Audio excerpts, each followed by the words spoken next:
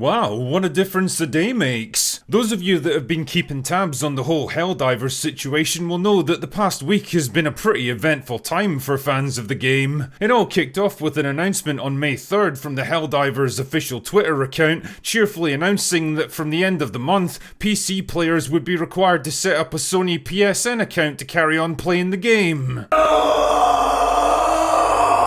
Now, this was a particularly scummy move for a number of reasons. One, it made it mandatory for Steam users to sign up to a third-party service they never wanted or needed, a service with a pretty spotty track record on data security and completely different TOS that could actually result in them being banned from the game for behaviour that would have been considered acceptable on Steam. The fact that Sony is also threatening to implement AI biometric monitoring of in-game conversations with the potential to kick players that it even suspects of harassment or abuse wasn't exactly lost on them either. Secondly, it was a change that was only implemented months after the game had actually released, when most players had passed the 2-hour gameplay window for refunds, basically changing the terms of an agreement with the consumer after it had been made.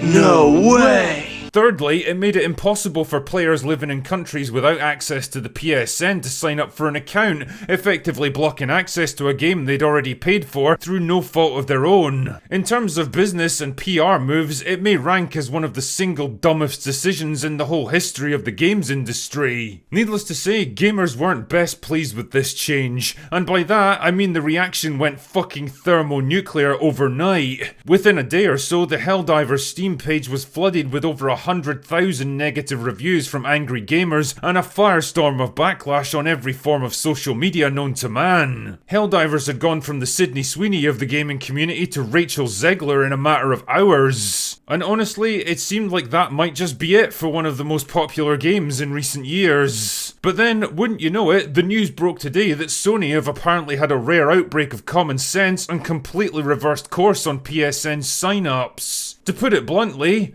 we won. Or rather, you won, because this was a victory not just for gamers, but customers and audiences in general. It's proof positive that if enough people get pissed off, join together and speak up about something, it actually can bring about real change. And I think it should serve as an example to everyone that you don't just have to sit back and take it anymore. You don't have to accept when giant companies and studios try to fuck you over, because when you get right down to it, you're the guys who hold all the power. You, the audience, get to collectively decide what you spend your money on here, and it's about time that you realise that. So take a well-earned victory lap on this one, but remember not to get complacent because the fight isn't over by a long shot. In fact, it's only just beginning.